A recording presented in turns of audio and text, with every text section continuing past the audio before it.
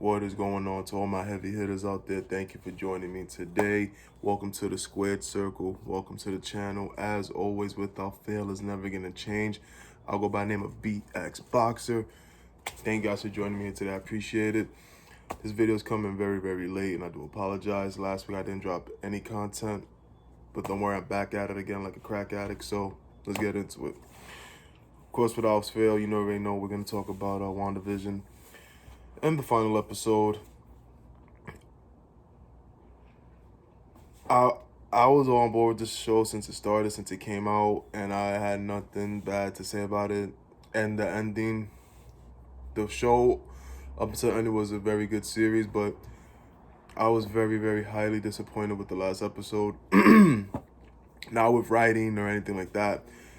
I just felt, well, kind of everything would do with writing, but I just felt like maybe as a comic book fan, maybe the way my head was working and with all the theories and specs that were out there, you were hoping for a bigger ending.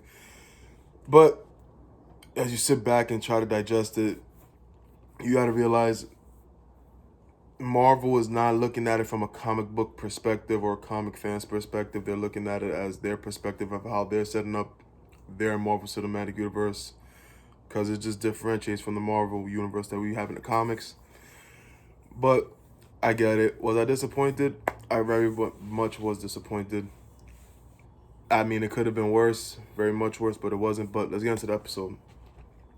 I'm gonna be pulling. It's not gonna be in sequence order. I'm talking about the episode as it's coming in my head. So just bear with me, guys.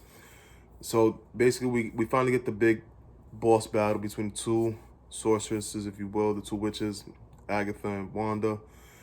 And we just see how it was a pretty epic battle for them. We also see how Wanda is becoming adapted to her new strengths that she didn't know about, her new powers, which is very good to see. We also see her team up with her kids and her husband with Vision and Wiccan and Speed to take on Hayward, to take on White Vision, to take on Agatha. And we kind of see how the townspeople are reacting to Wanda as she lets them go, and she's not knowing that they were under her spell. They weren't under her curse, if you will, under this hive that she had.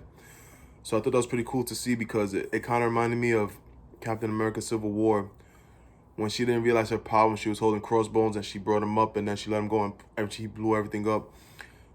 She doesn't know the extent of her powers, and she's still learning about it, which we found out in the end of the episode with one of the Easter eggs. But I feel a lot of things were like a letdown for us, because we all saw the Quicksilver from the Fox universe. Come to find out, it was just a nobody. It was Ralph Boner from Westview, New Jersey. He had no major role at all. I feel like Marvel just put that there because we knew who he was. It was just like a haha, here you go, taking him back, which was kind of like a little iffy for me. But one thing, and I don't know if this is me being mean, letting my mind wander, but one thing that really stood out to me was her costume and her color scheme of her costume. It was very, very, very, very much Magneto heavy. I don't know what it was. The dark tones reminded me of Days of Future Past Magneto. It was awesome and amazing to see that. And I was just like, as soon as I saw it, I was like, that's Magneto right there. That's Magneto's costume. It was a big callback to Magneto. And I think what they're trying to do, well, in my opinion, really, because we already know Marvel does whatever they want. But what I saw with that is, like, we see how powerful Wanda is. And we all know Magneto in the comic books, he's just that alpha mutant with Charles Xavier. He's top tier right there, number one, level 1 mutant. So I think they're showing the powers that she does have. Like, she's kind of like unstoppable. And it was even mentioned in the show that the Scarlet Witch is more powerful than the Sorcerer Supreme, who is Doctor Strange. So she doesn't realize the extent of her powers, and I feel like we will see that in Doctor Strange 2, Multiverse of Madness. And it was going to be interesting to see that. But yeah, we got the battle between Vision and White Vision, and we see Vision downloading his memory bank from his life into White Vision. White Vision gets out of there. He's out of Dodge. So I feel like it's a setup for him for later. Maybe they're going to try to set up West Coast Avengers, because we do have the Hawkeye series coming out as well with Kate Bishop and Hawkeye. So I feel like that'd probably be cool to see a little offshoot of the West Coast Avengers, set that up. But this episode, I don't know. It didn't pop for me. I don't know what it was. I didn't hate it. I guess I was just expecting more. But we will see what happens in Falcon and Winter Soldier. That's coming out next week. This week as I'm dropping this video. But we're going to get into the Easter eggs. So one of the Easter eggs that we did get was Monica Rambeau getting called into the theater. And we see a Skrull agent saying that he is waiting for you. And she points up. My opinion, I thought it was obvious. I think she's talking about Nick Fury. He's waiting for you on the sword base in space, because we did see him in the sword base in space at the end of the Spider-Man second movie. So I feel like that's where she's going to be heading up. She's going to be heading up towards Sword to meet with Nick Fury. And then she's going to be in Captain Marvel 2. So that's pretty dope to see that. And I think she will get that Spectrum name in Captain Marvel 2. So I'm really looking forward to that as well. And then we get the second big one, which is Scarlet Witch in a cabin. God knows where she's at, in the mountains. Heavy speculations that she is in Wundagore Mountain, if that's how I pronounce it, which is the birthplace of Chthon and Chaos Magic, which she does have the Darkhold, and she is reading through it. As she's reading through it, she's making herself tea at the same time. So we have two, like an offshoot of her, like on autopilot. As she's reading the Darkhold, she's reading through it. She hears her kids, "Mom, Mom, Mom," and snaps out of it and goes to somewhere else. But Chaos Magic, to my knowledge, to my understanding, Chaos Magic plays heavily into the multiverses and realities. People who wield the Chaos Magic tend to alter other people's multiverses or other people's realities to make their own better. So I feel like the Chaos Magic, the Darkhold, will play a heavy part in Doctor Strange 2, because I feel like Scarlet Witch will be the main villain, if not one of the villains, turn into the hero towards the end, because she doesn't realize, again, the extent of her powers that she's having, and maybe ruining other multiverses.